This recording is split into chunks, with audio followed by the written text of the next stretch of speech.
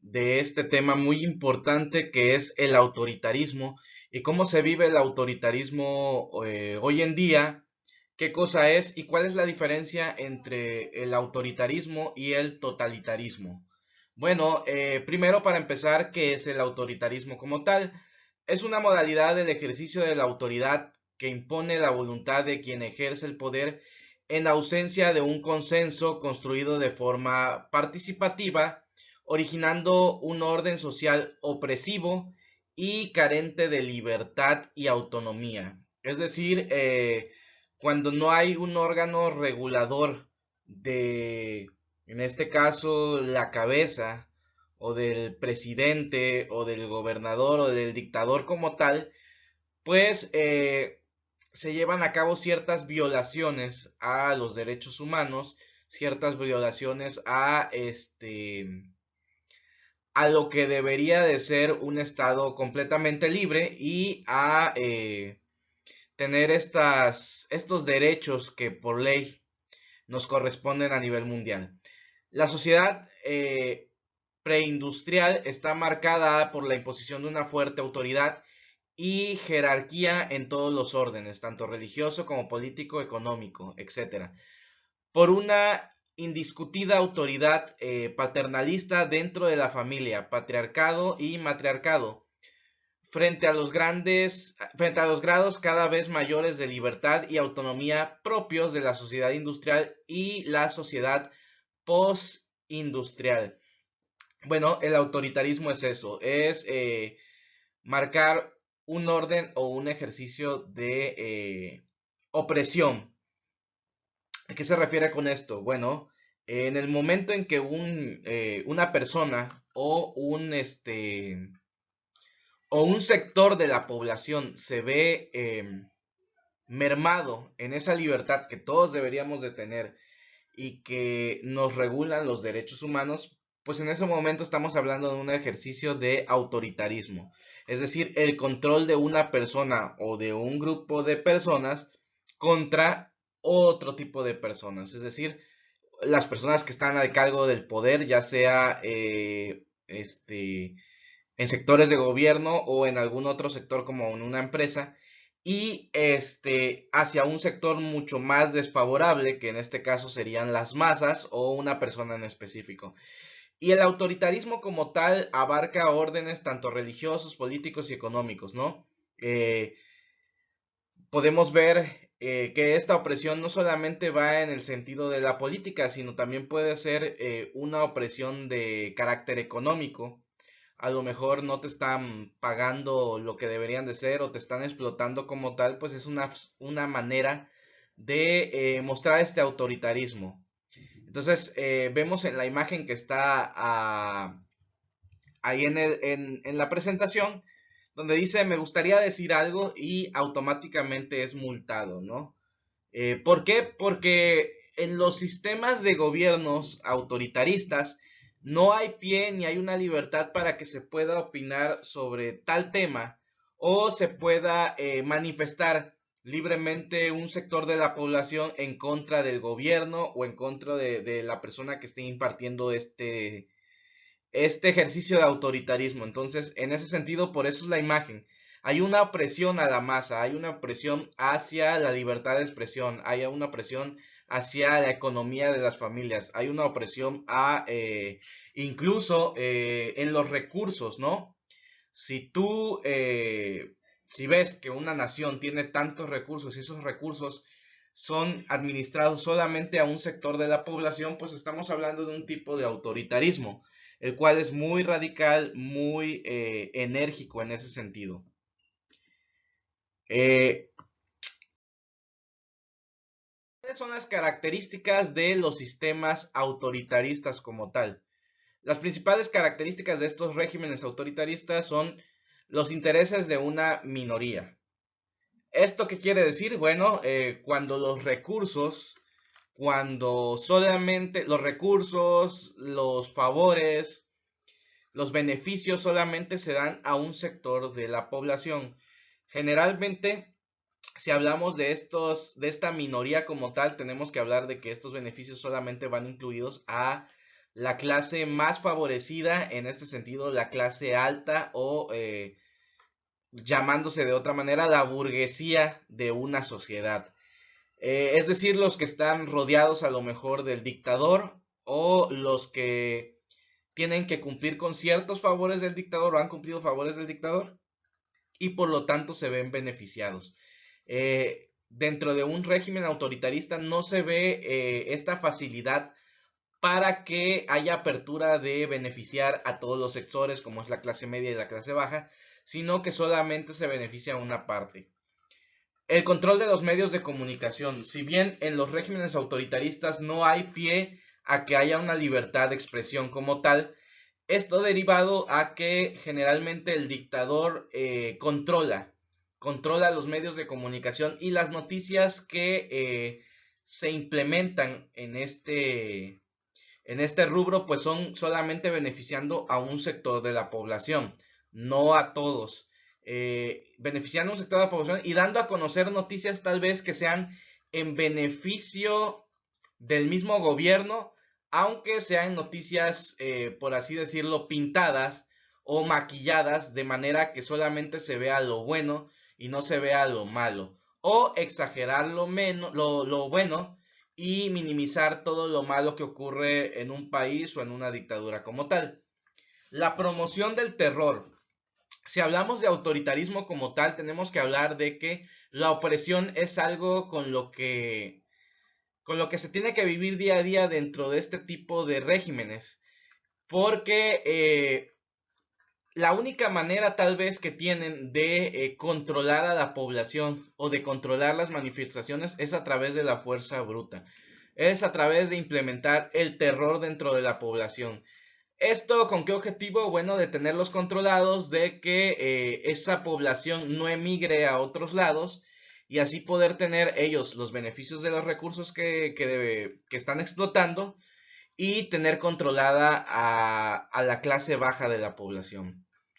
Eh, la abolición del voto popular. Muchos de estos regímenes autoritaristas maquillan también las elecciones electorales en dado caso de que ellos manifiesten tener una disque democracia. Pero bueno, el voto popular no es válido en estos regímenes. Te lo pueden hacer creer como tal, pero no es una opción. ¿Por qué? Porque al no verse beneficiado el régimen que está en el poder, llevaría a un cambio radical, a un tipo de democracia radical, lo cual ellos no están dispuestos a permitirlo y por lo tanto no están dispuestos a ceder el poder. ¿Por qué? Porque se verían afectados todos sus beneficios. Fuerte presencia militar. Ojo, la gran mayoría de los regímenes autoritaristas tienen en común que utilizan la fuerza militar para generar el terror en su población, para tratar de controlarla, para hacerse del poder y hacerse de beneficios usando siempre la milicia, ¿no? Si hablamos de esto, muchos regímenes autoritaristas llegaron al poder gracias a golpes de estados que hicieron en sus naciones, como es el caso de Venezuela o como es el caso de Cuba. Entonces, la presencia militar siempre ha sido muy importante en la vida social de estos regímenes, ¿no? De esa manera, si no fuera de esta manera, pues difícilmente podrían controlar a la población. Y también la manipulación arbitraria de la Constitución. Ojo, lo que les mencionaba con la abolición del voto popular. Si bien muchos de estos países se hacen llamar democráticos, la realidad es que no hay una democracia como tal. Y al no haber una democracia como tal, todo lo que ya está constituido legalmente dentro de algún estatuto, pues lo pueden violar en el momento que ellos quieran. ¿En qué sentido es este? Bueno, si ellos están controlando una población y están manifestándose de esta manera, pues es muy común o es muy normal que ellos tomen decisiones de manera arbitraria basándose en que sí lo están haciendo de manera constitucional cuando la realidad es completamente otra. Bueno, vamos a ver algunos ejemplos de regímenes autoritaristas que se han dado en el mundo El régimen militar de Augusto Pinochet en Chile de 1973 a 1990. El gobierno de Francisco Franco en España de 1939 a 1959, lo que ocasionó que muchos españoles emigraran de la península ibérica y varios recayeron en México y en otros países de Latinoamérica. La dictadura en Corea del Norte, iniciada en 1984, que continúa desde 2011 con Kim Jong-un al poder y que hasta el día de hoy sigue gobernando en Corea del Sur. Un país que todavía se mantiene completamente socialista, con una marginación social muy fuerte y que si lo vemos con su vecino más cercano y su principal competidor, que es Corea del Sur, pues Corea del Sur ha crecido a pasos agigantados, a diferencia de Corea del Norte, los cuales se han visto rezagados, su población se ha visto rezagada, y es una población donde los medios de comunicación manipulan todo a más no poder, las elecciones son manipuladas y se vive en un retraso social muy fuerte. La dictadura iniciada en Zimbabue en 1980, que continúa desde 2017 con Emerson Mnangagwa. Cuando hablábamos de los pueblos de los países africanos, eh, varios de ellos lograron su independencia a partir de 1957, después de la de la Segunda Guerra Mundial, y empezaron con Ghana, pero al ellos conseguir una independencia, varios países establecieron gobiernos a base de guerrillas, ¿no? Y el caso de Zimbabue es lo mismo, se estableció una dictadura militar la cual hasta el día de hoy sigue gobernando y marginando a la población. El comunismo iniciado en Cuba en 1956, que continúa desde 2019 con Miguel Díaz Canel. Ojo, algo pasa con Cuba, que Cuba mantiene su sistema comunista, sí, en su población, pero para el turismo está abierto a un capitalismo moderado.